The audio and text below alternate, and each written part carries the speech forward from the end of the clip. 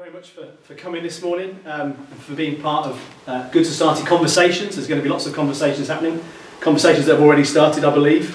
One of the reasons that we're here is that since the last election in 2010, a group of local churches got together to form Smethwick Food Bank in early 2012. And out of that food bank came a new charity that officially came into being last July, called Smethwick Church Action Network, or Smethwick CAN for short.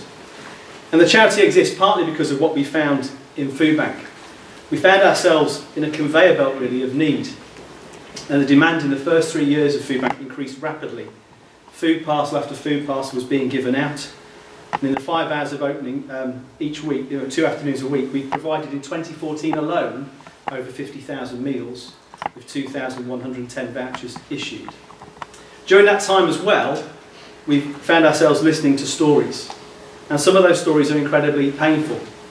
And they bring up a range of emotions, not just for the people that are coming to Food Bank, but for those that are listening to those stories as well. Sadness, hurt, but also often anger. Anger at the injustice that's taking place. Particularly linked, I think, to the sanctions and delays to benefits that seem to be imposed on an arbitrary basis. So our determination was to gather together as churches to say that we need to do more than just provide a food parcel. So one of the aims of Smethwick CAN is to tackle poverty, but it's also important to remember that we're here to tackle poverty in all its many forms. The Church Urban Fund defined 3 types of poverty that I just want to share with you. Poverty of resource, things like lack of income, lack of skills, lack of qualifications or health. A poverty of relationships, where people lack the strong and supportive relationships on which community life is often built. And where that community life doesn't exist, we see things like loneliness and isolation. And the poverty of identity, when people lack a strong sense of self-worth and belief in their own ability to respond to the challenges they face. So the Good Society conversations that we've started already and we're continuing to have this morning is really another part of that response.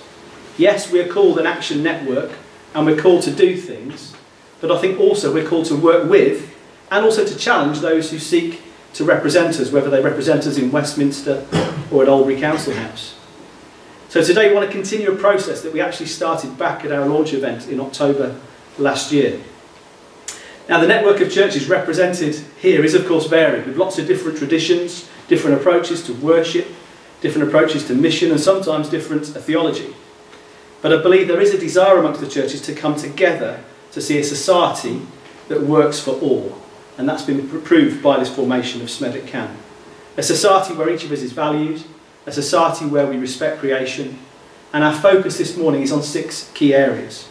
So we've picked children and young people, poverty, justice and fairness, housing and homelessness, the environment, and community well-being.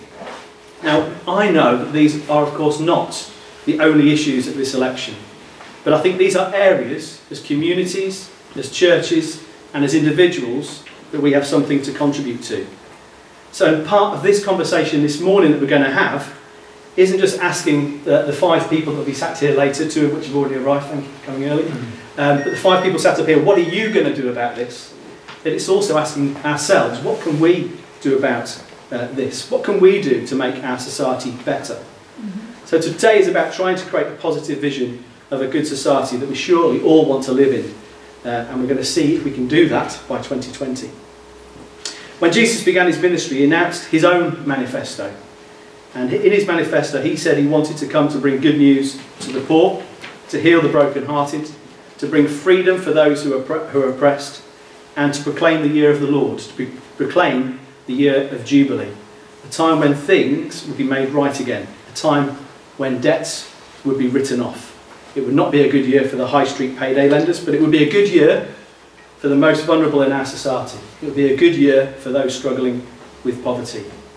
So for those of us here in this room this morning, part of our local churches, which some of you are from, we have that same heart and that same passion that Jesus had.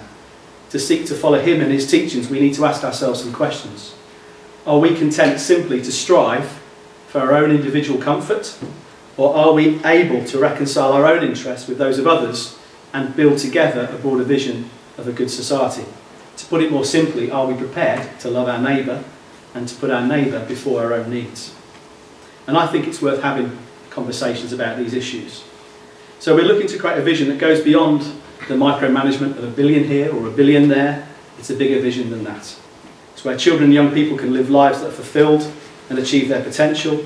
A vision where citizens have access to a secure livelihood and sufficient income to live in dignity, where there's reasonably priced homes available for everyone who needs them, where every human being is valued, irrespective of their wealth or status, where people are prepared to create a better and cleaner planet for future generations, and where our communities are safe and welcoming and free from the poverty of loneliness and isolation.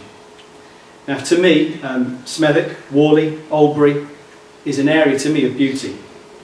You may say, yes, Warley Woods is lovely, the parks, the brooks are great, but I also see a different kind of beauty. And I've seen that beauty with our food bank. The idea of the food bank is a community seeking to feed itself. And in setting up Smethwick Food Bank, we've also seen the amazing generosity of our local community. And it is an area of beauty. It's beautiful in other ways because I'm married into the area. A different type of beauty attracted me to Smethwick. Thank you. You're romantic. Thank you. I try my best. But I found it to be a community of beauty. But I get angry when people start to use language about the area that I live in. Sections of the media and sometimes politicians saying that we're poverty-stricken, that we've come down with some sort of disease.